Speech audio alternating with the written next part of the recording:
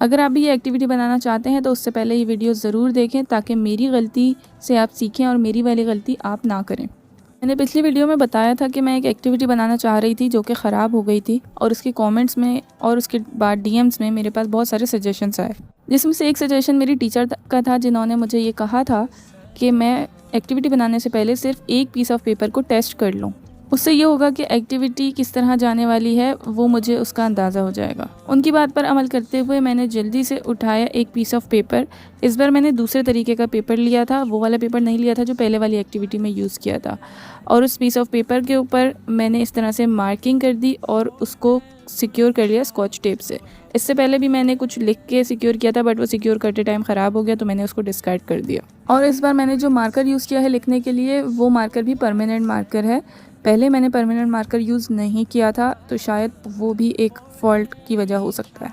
जब ये अच्छे तरीके से सिक्योर हो गया तो फिर मैंने एक बाउल में पानी भरा और उसके अंदर इस पीस ऑफ पेपर को डाल दिया।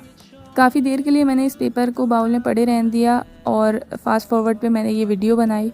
क्योंकि ये बाउल है और बॉटल नहीं है तो मैंने अच्छे तरीके से इसको खुद ही डिबोने की कोशिश की कि हर तरीके से ये डूब जाए या जो भी इसका फॉल्ट है वो सामने आ जाए।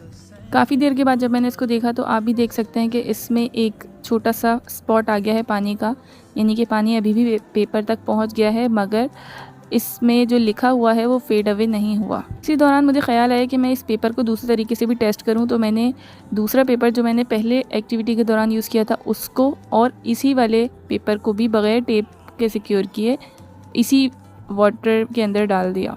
फिर थोड़ी देर के बाद जब मैंने देखा तो जो टेप से सिक्योर किया हुआ है वो काफ़ी बेहतर है अभी तक, लेकिन जो मैंने बग़ैर टेप के सिक्योर किया डाले थे और वो अलग तरीके का पीस ऑफ पेपर भी था तो वो जल्दी फ़ौरन ही तकरीबन डूब गया। और उसके ऊपर हालांकि मैंने परमानेंट मार्कर से लिखा था लेकिन उसके ऊपर जो लिखा था वो भी फेड होने लग गया। इसका मतलब कुछ फॉल्ट उस एक्टिविटी के ख़राब होने में पेपर का भी था।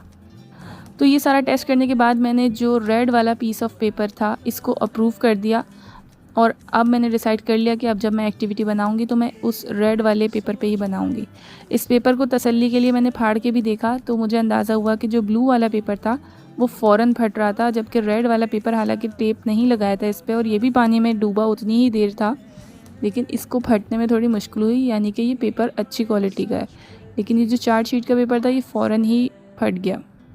तो इससे मैंने ये सीखा कि जब एक्टिविटी बनाने लगें तो हमें थोड़ा सा पहले टेस्ट कर लेना चाहिए और टेस्ट करके जो बेहतरीन रिज़ल्ट सामने आए उसी को अप्रूव करके उस पर एक्टिविटी बनानी चाहिए।